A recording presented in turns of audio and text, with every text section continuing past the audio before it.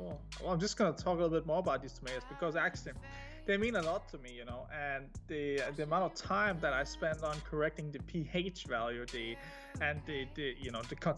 concentration of nutrients that go into the water in these hydroponic setups, bro.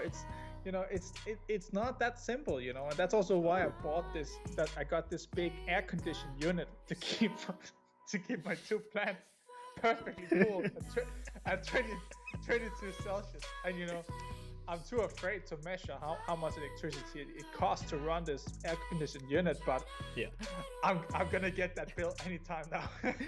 These are going to be the most expensive tomatoes in the world. Absolutely. And the worst part is that my girlfriend's plants, where I took the clones from originally, they're not looking very good, and they're like they've been, it looked like they have died like a couple of times on, but they are growing tomatoes. There's actually small tomatoes growing on her plant, and next to I have my plant, which is like this beefy setup of tomatoes, but I actually been taking the tomato flowers off because I wanted my clones to reach a certain stage until I wanted them to start producing fruit. But now I realized that tomatoes can actually just continuously grow and produce fruit while it's growing. So you don't actually need to take these like small flowers off, which you usually do when you're growing plants, because you want all that growth production to go into the plant itself, so the plant itself get the majority of the energy instead of the energy going into the wrong parts, so you can get like a good vegetative phase and then into flowering. And but tomatoes and trading in many ways are very similar. It's all about patience. Yeah, absolutely. Patience and pH levels. Yes, you gotta keep the balance. The balance. If you're not keeping the balance in either the plant, here's what happens with a plant. If you're not keeping the pH values in a plant, it's gonna start to grow mutations. It's gonna start to do stupid things, or it's gonna start to. It might even start to buy into resistance, and short into support, and it's just no good. So you gotta keep the balance. It's very important. Balance in all things, Asger. Balance in all things. Okay. Back to the trading. Yeah. Hello, everybody. Hello, Warren. Hello, Nico. Hello, Nick. Hello to you two. You're amazing. Sean, hello. How are you? Shen, you're on time. Well done, Shen. You made it. Welcome. Marwin. Hey, Tom. Nice background. Yeah, thank you. What do you guys think of the background? Looks good.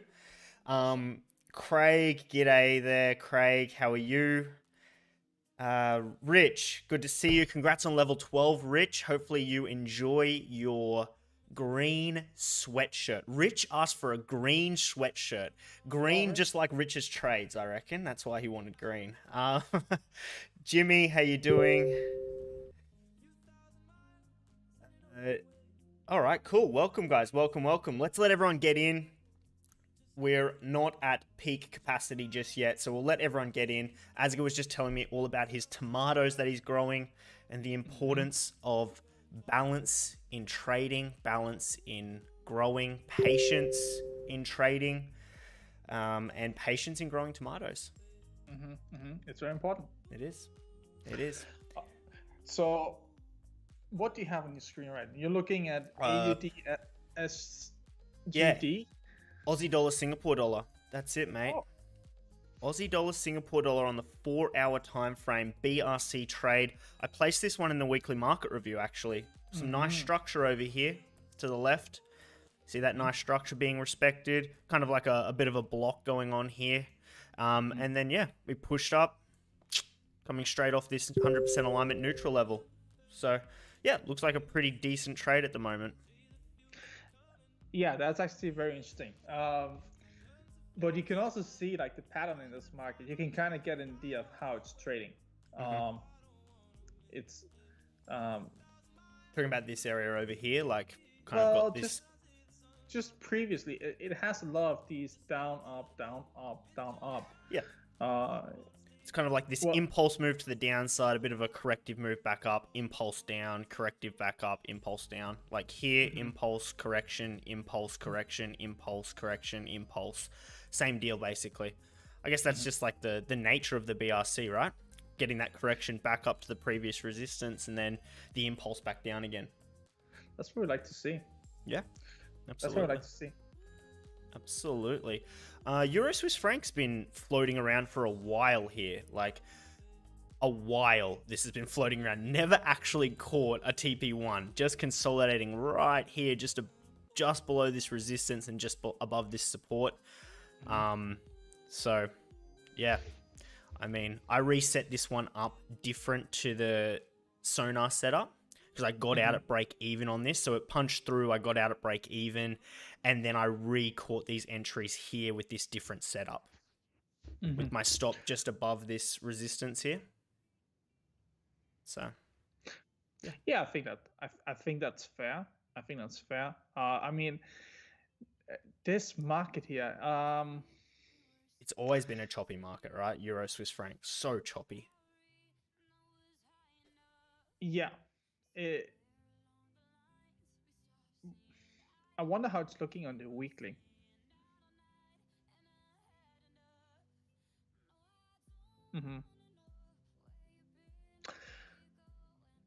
So this structure is kind of interesting if you try to zoom a little bit out again. Yeah. And then you can see on the left side, back in 2017, you can see it was kind of doing the same thing, but just in a different direction, just going up, up, and up. And now it's very similar price action, just down. And this is, you know, people wonder like why does this happen? Why does it look this way? And it's often just, you know, specific buy patterns from different algorithms from different entities that's acquiring and selling euro versus, you know, CHF. It's like very mundane, boring kind of trading. So based on this, it's I think it's actually a very reasonable trade. I think it's just gonna take some time to get there. I think so too. I mean, at the end of the day, the good thing is I like this wick off this level here on the weekly as well. Kind of like the market wants to stay below this level by the looks of it on the higher time frame, which is good. Which is what we want to see. Yeah, it's just gonna take some time. It's just gonna take some time. You can already see like in the past days just how choppy it's been, and that's been going on since like the start of May or something like that. It's very likely to continue that. The best you can really hope for is it to continue doing that and then downwards in the direction of the TPs. Yeah, for sure. I mean, like I said, this has always been a real choppy market. I remember this section over here. We just milked this back in July, August, September 2020. It was just like a perpetual for 3 months straight. It was just like a constant sonar setup or a constant algo setup for 3 months straight. And it was just, everyone was just milking this whole thing right back here, right off this level. This was the trade right there. And it was just like bang, bang, bang, bang, bang, bang, bang, over and over and over again. Yeah, it was pretty funny. Yeah, very funny. Again, very heavily dominated by the same price action going on. It's the same people, it's the same entities trading this. Yeah. Yeah, it's true. It's pretty fun. All right, let's see. Let's have a look at SPX. Oh yeah. I haven't actually seen it for the last 6-7 hours. We'll look at the O under feed. Yeah. All right, so try to zoom a little bit in. I don't know what's that. I know there's a lot of bullish people right now expecting us to start another push upwards, and honestly, there's no reason that prices won't go up. It just seems a little bit too easy, like a little bit too easy. Yeah. But then again, I guess there's been accumulated a lot of shorts over the past 2 or 4, for sure, 6 weeks. I mean, these guys could get squeezed pretty hard, and then we head up for here, right? And then see what happens there.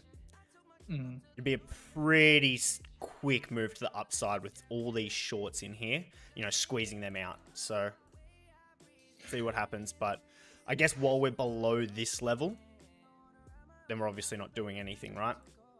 Yeah. Need a break here, and then maybe we get a retest down there. What's RTD looking like? I haven't even got RTD open. Oh yeah, still in an uptrend. So yeah. So if you want to compare to something, if you go a little bit back, you can see like a similar,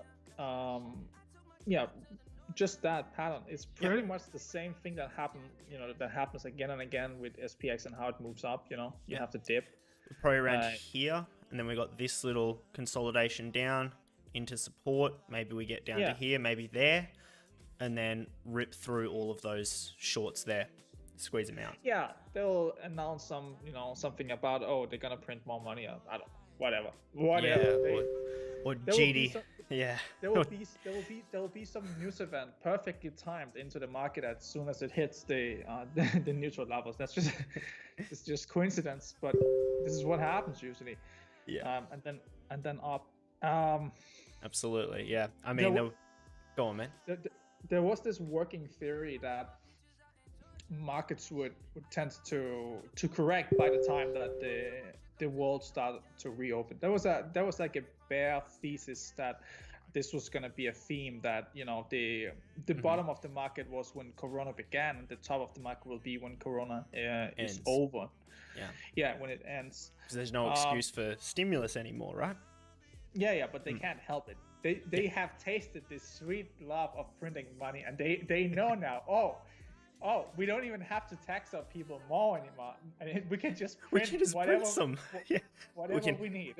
We don't need to actually sell more goods. We can just inflate GDP by printing more money, causing inflation. Lumber increases in price, oil increases, all these things increase, and then our GDP numbers go up. Woo! Yeah, let's talk about commodities. Commodities already been moving up a lot, and there's probably going to be another push into commodities here, including also metals and so on. And I also expect crypto. Actually, I do think pretty much everything will go up from here. But it would be pretty interesting to look at gold, because gold has actually moved a very, very, very significant amount since it took back that 1750 level. And that is actually, I think there were some people asking me like about gold. So I said, well, probably up, because by the minute that you have an X mode level like the 1750, where you have consolidation below, and then you get this sort of double bottom forming, by the time you have that, and then it comes up to a critical level, which 1750 is, and it takes this level very convincing, and even with a retest. Once you have that, no matter how bearish the trend is, that's a really good indication that some upside will be seen. Absolutely, like really good indication. I love this price action. I love trading around this price action where you get this kind of like double bottom consolidation below 100% alignment level, and then it just punches hard through. You get this kind of like flaggy looking thing here, back down into the level for a retest, and then hard back out of that. So nice. Always lovely to trade. So the question is if this was more than a bounce, and I think it is, given how long that gold has been consolidating. Like it topped out in, what is that, August 2020. So that's been nearly a year of consolidation towards downwards, and now we're broken out of that.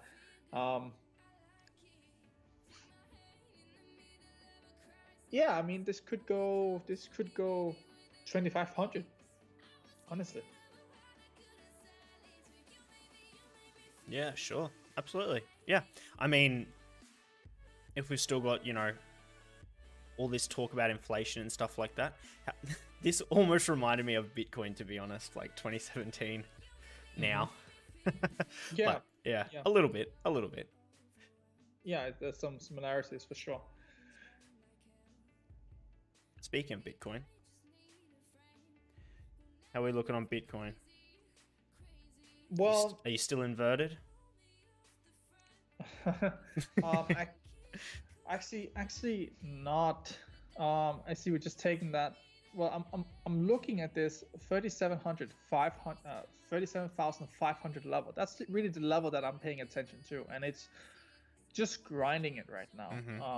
But what I also am noticing is that I see all these people painting this bear pennant that we have maybe Yeah. Maybe you can highlight it and zoom a little bit in. Of course. And whenever, when I've been in this situation so many times where a pennant like this is coming up, and whenever this is happening, there's usually three different scenarios that can happen from here. The first one is that it breaks up, and usually when it breaks up, as the first thing, usually that's a sign it's gonna break down afterwards. However, if it breaks down first, usually that's a sign it's gonna head up, because usually the first move out of a pennant like this tend to just trap a bunch of breakout traders and then go the opposite way. And I just seen it so many times. So many times I've seen this occur again and again. Now, the third thing that can happen, so if we don't have to break up and we don't have to break down, but we do, it has to come out of these trend lines eventually. Well, usually what tends to happen is that people tend to look at these markets as, that they're either going to break up now or they're going to break down. And they don't even consider that this market might just be in a range. It's just in a top, in a high and a low range. So they're looking at this from the, a two-dimensional perspective, not considering that there's like a third dimension to it, which is that the range. So if you take trendline tool, the horizontal line tool, and place it at the top and the bottom of the wick, of the pennant here, the bottom at the top.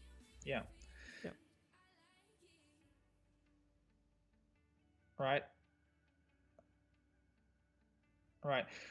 If you do that and you look at this triangle, you can easily see how a lot of people are just going to get trapped here in either way that they decide to trade this. They're like, if they're hoping for like a break, that's also why I'm not engaging with it right now. The only trading I have been doing on Bitcoin this week, I actually have traded a fair bit. Actually, it went very well, but it was low time frame scalps where I was just getting in and out very quickly, because I know that this market is not gonna move anywhere like in the immediate future. It's gonna fuck around and chop people. And when it's fucking around and chopping people, what it means is that often there's a lot of bad stop loss placed, and you can really just trade the X mode levels on 15-minute or 1 hour, and get away with some excellent trades. Yeah, for sure. I mean, what you're talking about here is what the breakout traders, they're looking for a candle to push and close above this pennant, basically. Then what they'll do is they'll place something like this, right? And they'll have an incredibly tight stop loss, maybe like there or something like that. And then the market just comes out of it and then chops them back out, kind of like that. Traps them in it and then chops them back out, goes back to the bottom. And then other breakout traders are down here going like this, like, oh yeah, it's going down now. And then they do that because they're trying to snipe their entries. And then it comes back up and traps them in and then stops them out. And that's just maximum pain scenario for all the retail breakout traders. It's very accurate, Tom. And then when you look at it afterwards, what these people are going to be doing afterwards, that they will be placing those horizontal lines that we just put, like you just did. They will realize, once it does this, it's a range, and then they're looking for the breakout of the range, and then it traps them and takes them down. So and it's just important to it can be really difficult as a beginner to notice, and that is why that our trading strategies are so well built, because they don't engage in any of this. If anything, they position themselves to exploit the people who will make the mistakes here, and that's why it works so well, because like most of the times with these markets, you just gotta leave them alone until like a really good opportunity comes along, and then you take that. That's really the hardest part, is like that waiting phase, is not doing anything until the right opportunity comes. Like that is the difficult part. So we got some people talking about Euro NOK. Yeah, Euro NOK. Let's take a look at it. Euro Norwegian Crown. Yeah, let's have a look at that. Euro NOK. There it is. A long position. Okay. Yeah, I think it looks reasonable. I mean, remember this price action we looked at before, right? On the gold, I think we were just looking at. Gold, we had that kind of consolidation below here. Maybe we've got like a bit of a a little head and shoulders thing forming here. We pushed through pretty convincingly on this level. Right now, obviously, we're trading below, but we've still got a long time, 7 hours until this candle closes. If this candle closes above, then we're good to go, I reckon. If it closes below, then we're kind of thinking, oh, maybe we're looking at getting out at break even. Yeah. This is difficult. This is this kind of trade is not bad. If you are to trade this market, like if you are to put on a long position, like on euro, and okay, this is exactly the way you would go about it. That's exactly the way you would go about it. You would limit your risk. You would not be able to really put your stop loss below that last low. You would have to put it where it is now, simply because that by the time that it hits that last low, it's just it's a very, very different story. And also your TPs just wouldn't make any sense. It really wouldn't make any sense. But this here makes very good sense to me. Yeah, for sure. I mean, you've kind of got this area here now that's kind of acting as a bit of structure. So if that kind of breaks, then, if we do get this low, then stop losses, it's absolutely, it's invalidation of the long position for sure. Yeah, it's very likely to continue what it's been doing for the past, past months, and which is like these fake outs and continue. Now, we have a question: should we play Euro and OK as a level 5 beginner? Well, you gotta ask yourself: is this the best trade I can put my capital into? Like, is this the best trade I can use my capital on? I would say no. I would say there's plenty of other trades out there I would rather deploy my capital on than that specific trade. Yeah, I mean, if you're placing Euro long exposure, Euro Singapore dollar. It's a much stronger trend. Much stronger trend. Yeah, this is great. I think if oh, sorry, mate, you go. It's a great setup. There's absolutely nothing wrong with the setup. This is a great trade. Does it mean we know it's gonna win? No. Is it likely? Yes, but it's not a guarantee, and that's the difficult part, accepting that. I think it looks great as well. I think the entry is really well, and I think the stop loss is well placed as well, and I think that the targets are extremely reasonable. TP1 set at the previous high, rather like the middle block, and then you have TP2 just in case they want to push for the last stop losses and so on. I like it. This is a great trade. Euro long exposure. If you're making a decision on Euro long, I'm taking Euro Singapore dollar over Euro Norwegian krone. Is it krona? Yeah. Yeah. Euro Singapore dollar is the trade for sure. Euro Swiss franc. We just looked at that a moment ago. Euro Swiss franc. While this continues to consolidate below this level here, we're pretty sweet in this one. Okay, so don't worry about it. You just have to apply some patience, and just let it play out. Okay, no need to worry. Aussie dollar, US dollar. So we should really learn to look for strong trends. Yes, Spirit. Oh, let's talk about trends again, Asger. Come on. Yes, the strongest trends. Trading with strong trends. So strong uptrends, we're buying support. Strong downtrends, we're selling resistance. Okay, the stronger the trend, the better the trade in most cases. Okay, looking for those strong trends and trading around those strong trends. There's times in the market where you just have these incredible trends that are just doing great things for you, and there's times in the market in different pairs and in different markets where it's just completely choppy and rangy. Like, for example, this right here, you can see how RTD is just playing games right now. It's pretty compressed. It's not really, this is not a strong trend. Okay, so you've got this number here, 14%, telling you it's a weak downtrend. I'm looking for better Aussie dollar or US dollar exposure than this. Yes, you could kind of argue that this is the bottom of this range here, but at some point, all these stop losses that are accumulating below this range, because right now everyone sees that this is a range. Okay, you're not the only person looking at this market going, oh look, we're ranging here between these two levels. Everyone is seeing that there's a range between these two levels, and just like this happened here, right, and took out all these stop losses that were just above this level here, the exact same thing could happen here. Comes down, fakes you out, and then comes back in the range again. Clears out all the stop losses that are accumulated below this here.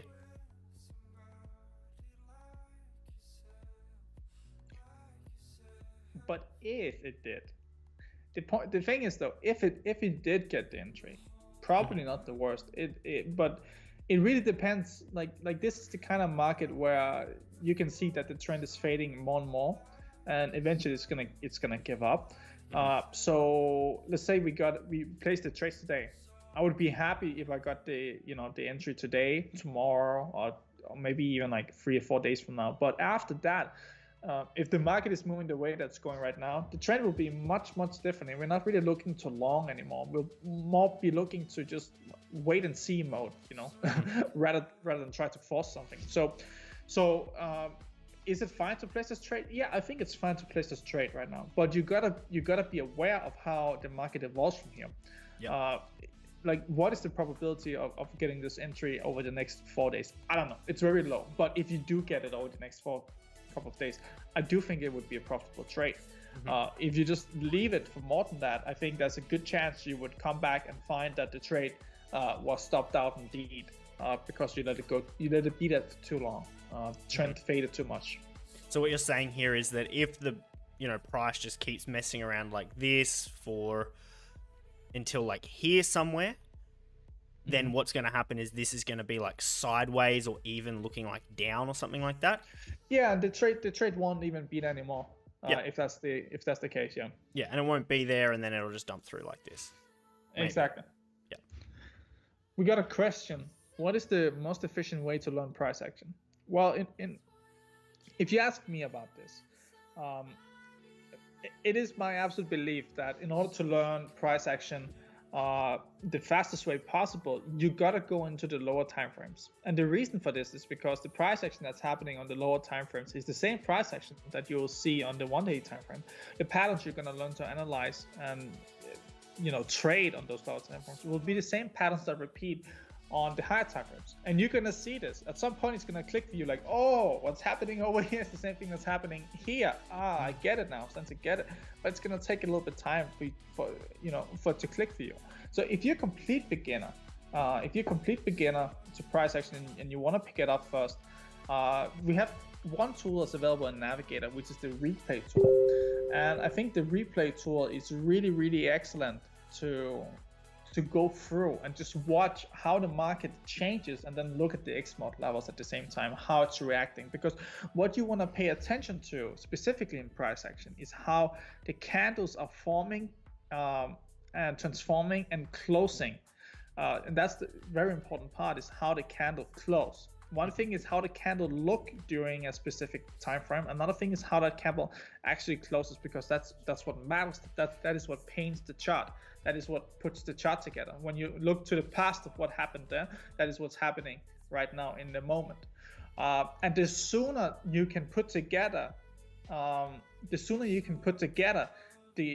what has happened in the past, the price action, what's happening in the past, and then you can put together what's happening now, and then you can start to get an idea of what's going to happen next based on how the price action is acting. Because based on how the price action is acting at certain XMOD levels, let's say we're getting these wicks into a support or into resistance, that's really telling.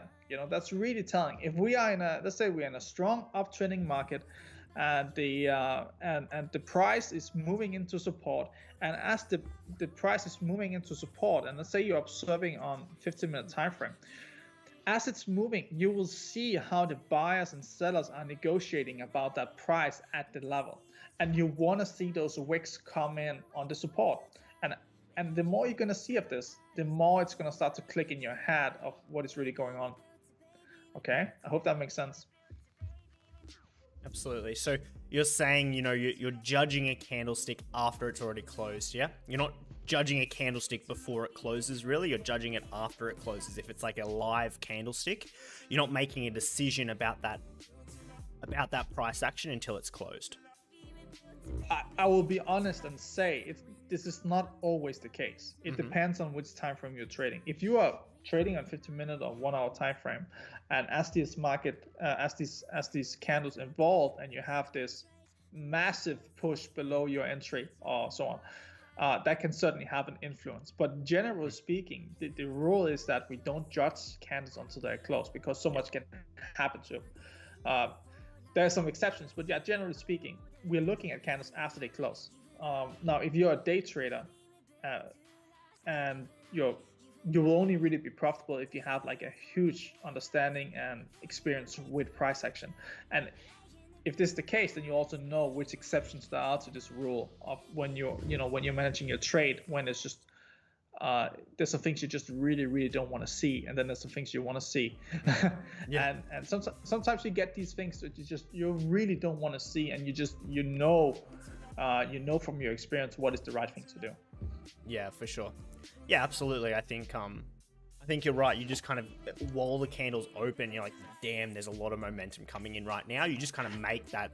You can make pretty quick decisions once you've been in that situation a few times. But it's like recognizing any pattern, though. You've got to have seen the pattern many times play out before you can recognize that it's the pattern and then be able to make a decision on it. Like, you might be able to recognize that, oh, this is a bullish engulfing candle, for example, but then making the decision on how to execute based on this bullish engulfing candle is a completely different story.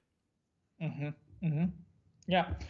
And that just takes time. Yeah. It just takes time to get to that point. But it is extremely important, getting an understanding of price action. And this is also what's going to make the difference for you when it comes to knowing, which trades to place conviction into and which trades not to place conviction into. And this is not only for Sona trades, this is also for yourself. So guys, if you have any other questions, just keep them coming. Yeah. We're happy to answer them. We're happy to go through them.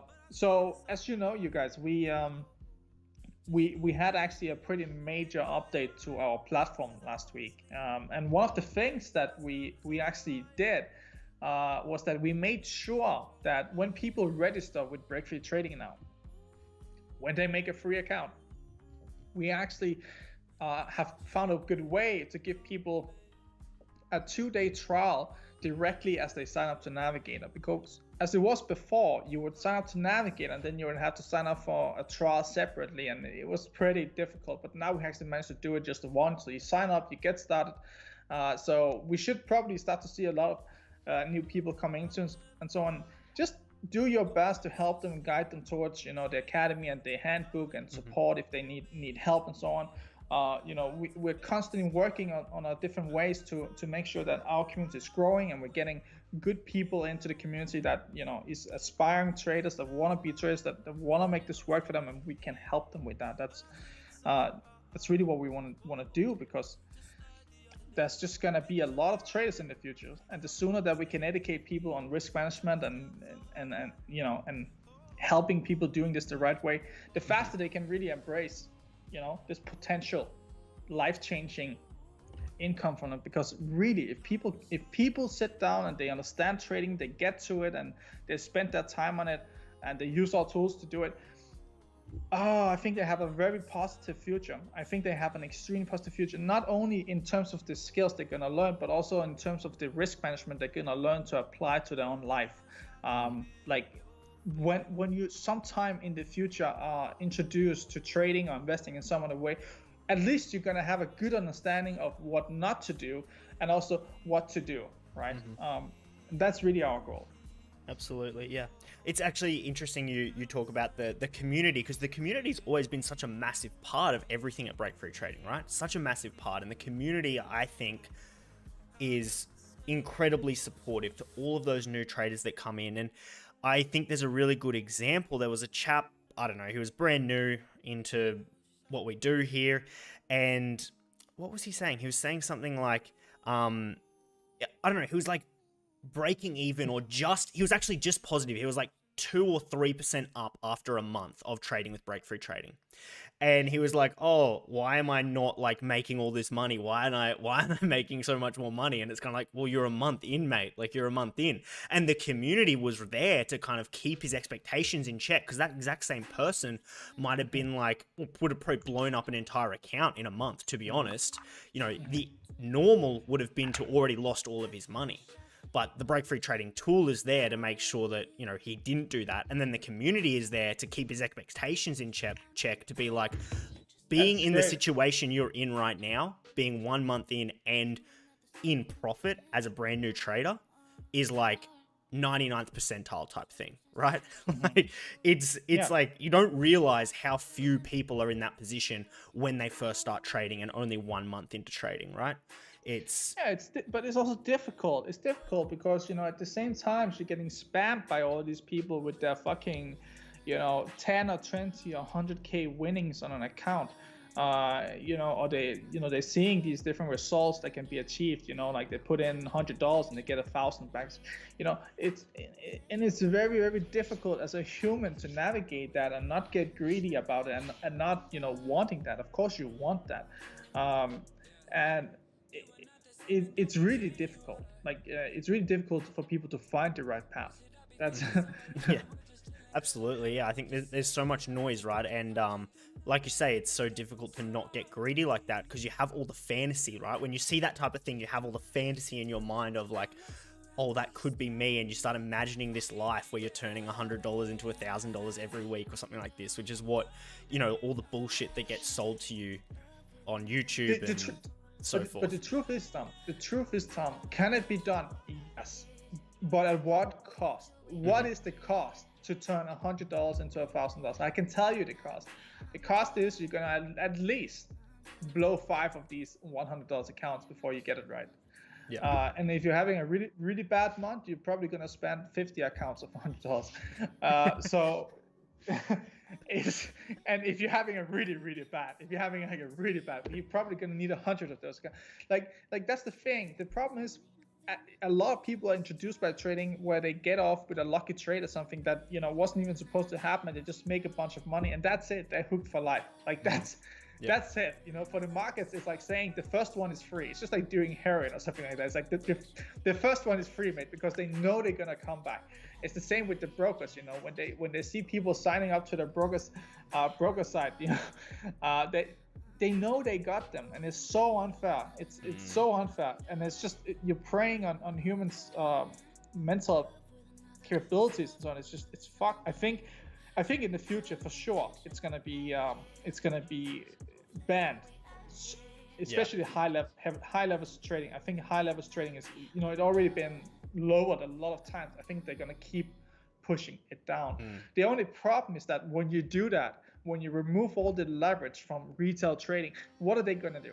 They're gonna go out and they're gonna find the shittiest shitcoin in the world and trade them instead, because you don't need leverage with these shitcoins. They just go up, and so people are gonna end up buying garbage. It's what's necessary is, you know, like it's a voice of truth that explains to people like the reality of trading and how to make it work and how it's just not ever gonna work, and that's what we do. We had a question which was, do either of us use indicators outside the default RTD and maybe volume? And I'll just start by saying, you know, I manage a pretty heavy trading account. I do a lot of trading myself, and honest to God, what I trade with is RTD and XMOD, and this is ever since, you know, I really came about XMOD and made it work, and I traded it for like a really long time before I started understanding it even myself. It's just, how is this going to be useful? You know, the original version of Breakfree Trading itself was just XMOD itself. It was just XMOD. Yeah. And as people entered and they saw it, they were like, oh, this is really cool, but they didn't understand like how to trade it. Like, well, how am I supposed to trade it? And I looked at it, I was like, of course they don't understand. They haven't spent 2 years on this as I had. That was the feeling I got in May 2019. So I you know, realized that it was just not enough. But XMOD in itself is just so good at trading, because you can turn it on at any market, at any given time, at any time frame, and it will tell you exactly where the market is moving, and where it's heading, where, you know, what's going on, where's the resistance, where's the support, where we're expecting to buy and sell, and it gives us the levels right off the bat that we want to pay attention to. And that is the most important part for any trader, is the price action and the levels that they interact with. So to answer the question, do anything else outside RTD and maybe volume? And I'm a 7 P&L figure trader. No, that's what I use.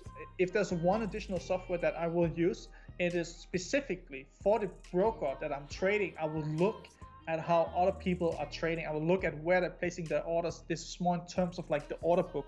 I want to know. I want to know that if the market is gonna dip, if there's gonna be a big dip, I want to know how many orders it's gonna go through before it hits mine. And if there's a really big order, on the same level that I want to buy, I'm gonna front run him just a little bit, just get a little bit above that. That's what I use. The order flow, yeah. Yeah. Okay. Someone asked about a shitcoin, SNX USDT. Okay, SNX USDT. Actually, I have owned this coin. I have owned this coin. So this coin is part of that whole DeFi show. It's one of these coins that you can buy and you can stake itself and it will pay out yield and so on. Can you buy it and it will do great? Probably. Is it going to do great forever? I don't think so. I think it's a momentum kind of thing. And where it's trading right now, it's in a downtrend, but it's holding that 12.5 level. It's holding that level. Yeah. It'll probably head up again, just like it's been doing before. It'll probably head up again. I guess it'll probably be dictated a lot by what happens with the rest of the crypto market as well, Bitcoin and ETH, for example, right? For sure. So it's so funny. It's so funny with crypto. When it's every cycle, it's the same.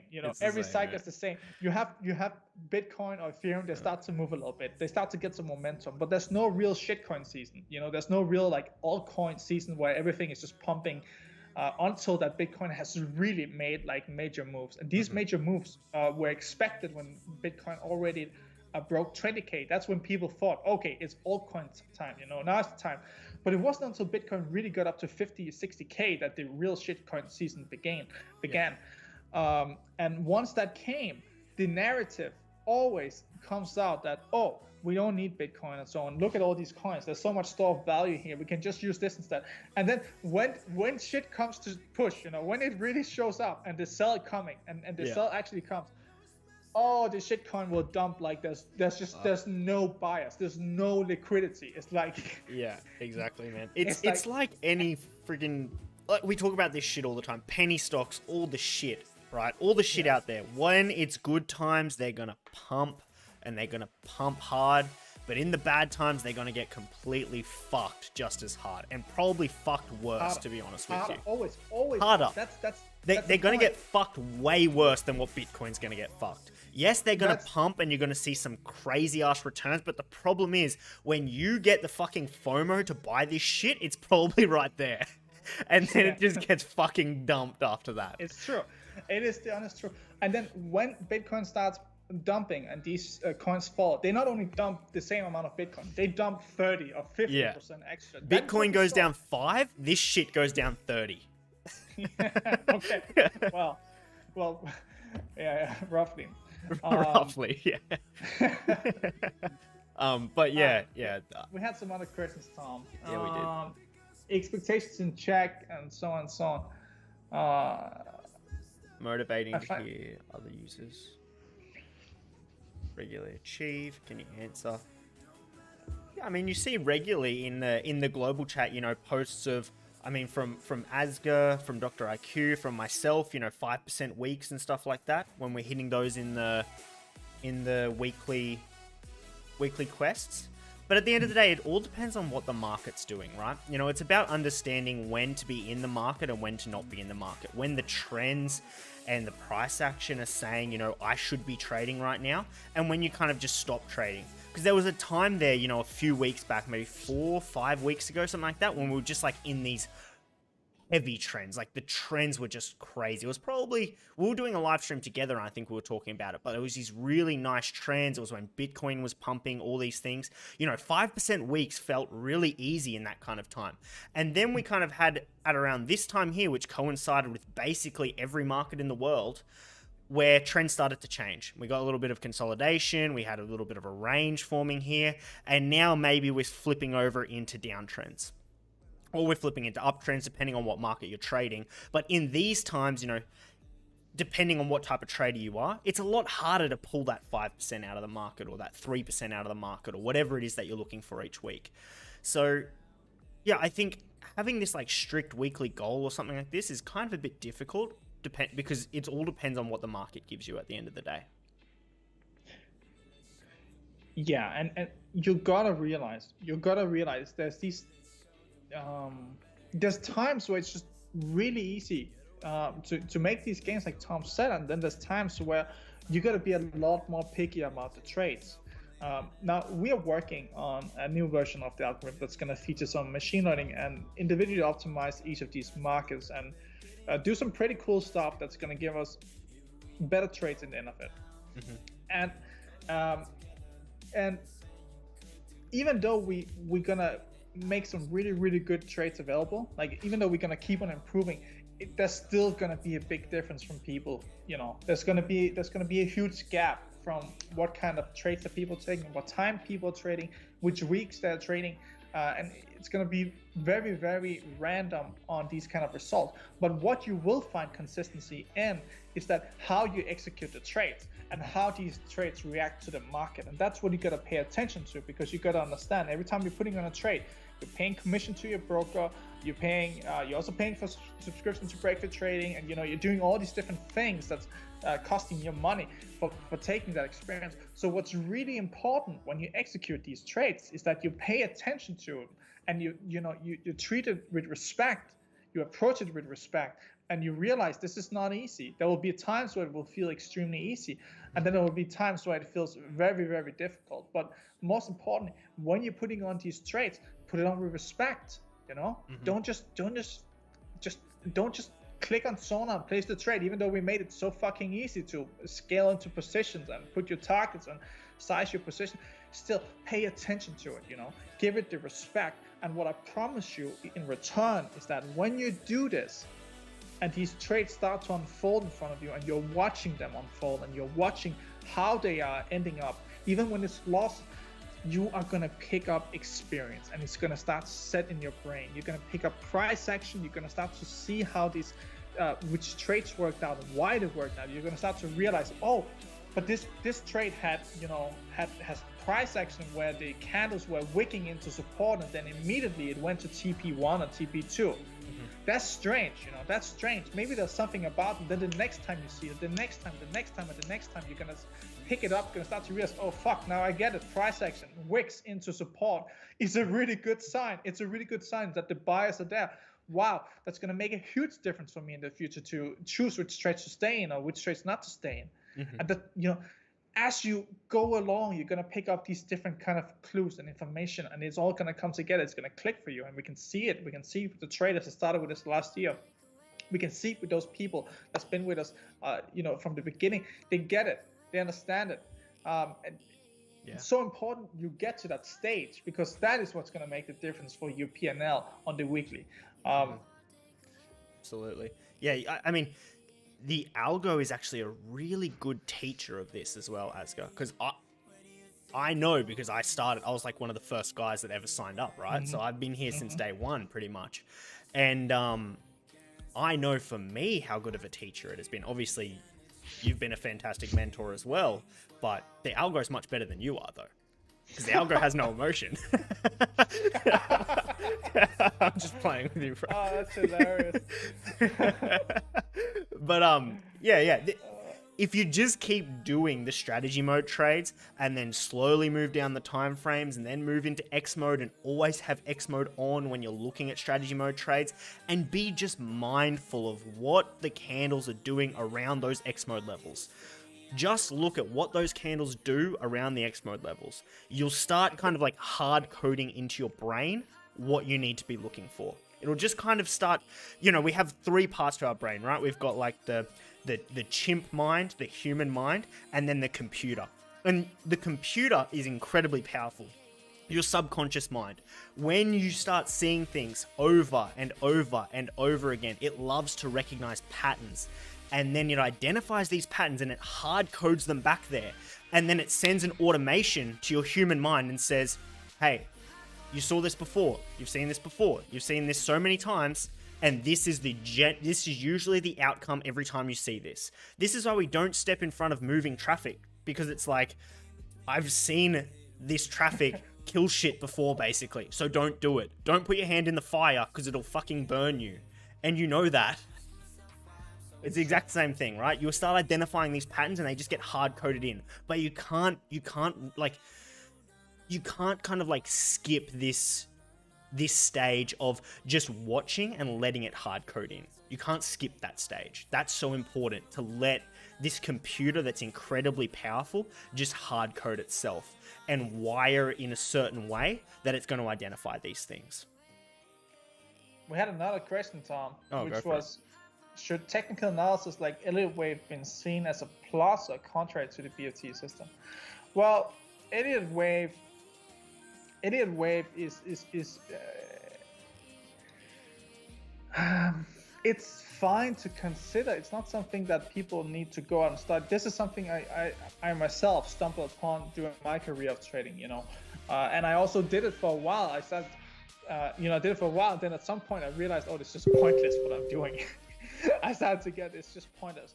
In terms of putting together a trading plan and expectations and building conviction for a trade, and especially if it's a long-term trade such as a swing trade, it can definitely be useful for that. But I don't do it anymore because that sort of Elliott wave techniques and principles about it.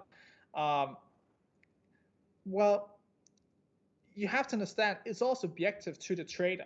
So I can put my waves in a specific way, and Tom will put his waves in another way.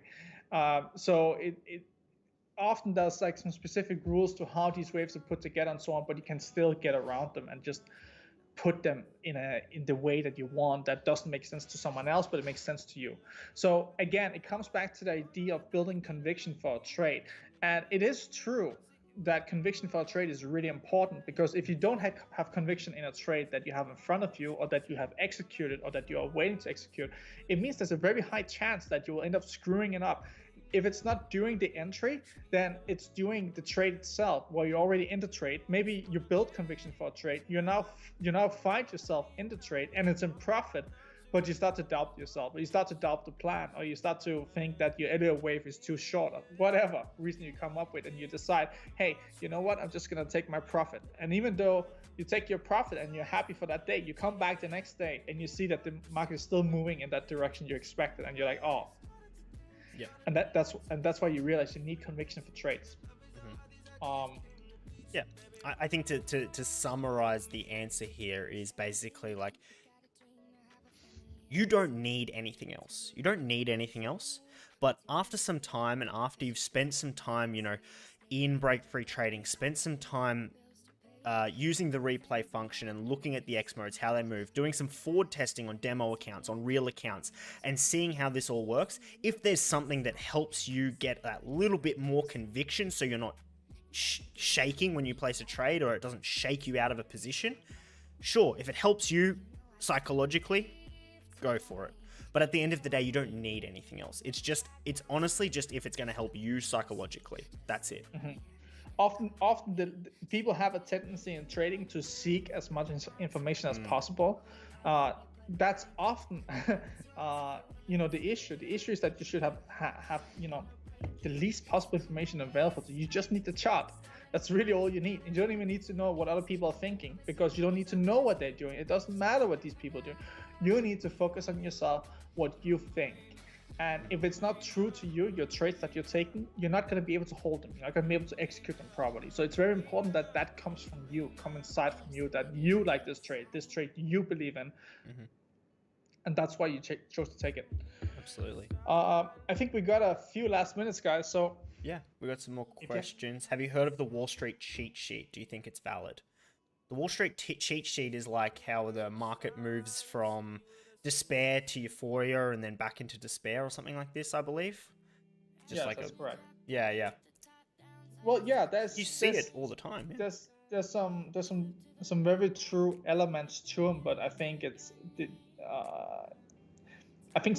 sometimes you get a lot of people who are just trying to match it to every situation. It's not really true. It's more like stages of a market cycle. That's really more what it's about. And every single market goes kind of through the same stages. You're moving from like a consolidated phase to an expansive phase. And what that means is that you have a market that's been not moving very much for some time, or hardly moving at all, and just not really doing anything. and then it starts to move upwards, and it will slowly start to crawl and then move upwards into like an expansive phase, and that usually ends up with a top where the market ends up topping out when some people will be buying, and these people will now be known as the top buyers. And as the market then slowly starts to move downwards and no longer move upwards, a lot of people will just get caught up in trades in long positions that they shouldn't be long in anymore because the trend is over. And that's the problem. They don't figure this out, or they have figured it out, but they're too afraid to realize the losses, something like this. And the market will continue down and eventually end up in a phase that's known as capitulation. And that is the final phase of a bear market where there's basically no one left to sell. There's no one left to sell. Everyone has sold at this point that were willing to sell or were in a position to sell. They will have sold at this point. And it's only then, after the last people that could have sold have sold, it's only after that you'll start to see the market move up. Yeah. The problem with these, something like the Wall Street cheat sheet is because it kind of is like, yeah, okay, sure, there's euphoria in a market, but you're trying to judge where the exact top is based on this predefined kind of pattern. So, you don't know what's going to happen fucking next in that market though. So at this point here, when there's a ton of euphoria, people could be saying, oh, this is the top because there's a ton of euphoria. But then and you start shorting at this point. People will start shorting this shit at this point, right? But then it just rips up and cleans them out because they saw the Wall Street cheat sheet and it says when there's euphoria, then you start to short. But you don't know that though. The best thing you can do is wait for the trend to establish in a strong way and then trade around the X mode levels. That's it. Yeah. I think last time we did a stream together, Tom, that was actually exactly when I started getting bearish on Bitcoin. I said, if it doesn't hold this level, it's just going to cut down. And I think so. Yeah. I think so, because the RTD was just switching over. I think it was somewhere around here, perhaps. Yeah, something like that. And then we were talking about that 56,250 level. We're talking about that level as in it had to take that level again. And it actually did take that level again, but it failed to hold it. And that's where things start to look pretty bad, to be honest. Yeah. RTD nailed this top, though, to be honest with you. Oh, RTD yeah, absolutely nailed it. Yeah, absolutely nailed it. I understand that conviction may not mean you attach yourself to a market direction, but only that you have a setup which you feel is safe, well, with potential. Okay, so conviction is having a bias in terms of which direction you're going to be trading in. So understanding your bias, first of all. And we're really lucky because we have the RTD to give us that bias, right? And then it's understanding that, my stop loss is placed in a position where it's invalid. The trade is invalidated if it gets to that point. If it gets to that point, the trade is no longer valid at all. Having reasonable take profits. So like if I set up a trade like this, for example, right, if I was shorting Bitcoin and I had a take profit down here somewhere, and then I had my stop loss, in here, like that is not a reasonable take profit at the end of the day, right? So that builds conviction as well. It's all of the pieces put together so that in your mind, the trade, you can go, I can see myself making money on this trade. I can see myself only losing money on this trade if I am wrong. And I'm trading in the direction of my bias as well. Did I miss something? Tom. No, that's really good. I think I didn't miss anything. Unfortunately, guys, we're coming up on the end of this. But what I do want to say is that I think we're still looking for, I think it's about 25 traders left for the funding program. We're still looking for 25 traders that's going to trade our capital. Assuming that you can trade well and you know what you're doing, I would be happy to work with you, deploy some capital on you, let you do your thing, trade your way. And I think we put together a really good funding program without all those rules that usually stops you out for just trying to do your do your thing. Do your thing. It's so unfair, but we got a good project here. It's still the first version. We're looking to see how we can, of course, improve on this. But it's there's not long. I think there's a few more 12 more days, and 13 more days. About 2 weeks, we're gonna start the trading. Yeah, it's gonna be 14. Exciting. So yeah, but Yeah, 12 more days. 12 more days. 11 more days for me here because it's 12:30 a.m. But 12 more days for you, Asger. Yeah, I yeah. see. 12 more Yeah. days, guys. And So yeah. if you guys have what it takes, go to funding.breakfreetrading.com. We'll put a link in it. It's in a link in the chat somewhere. But funding.breakfreetrading.com. Come work with us. We'd be happy to work with you as well if you have what it takes. Okay. Yep. Absolutely. All right, everyone. Have a good week. Okay. Thanks, guys. Appreciate you all attending. Bye, everyone. Thank you.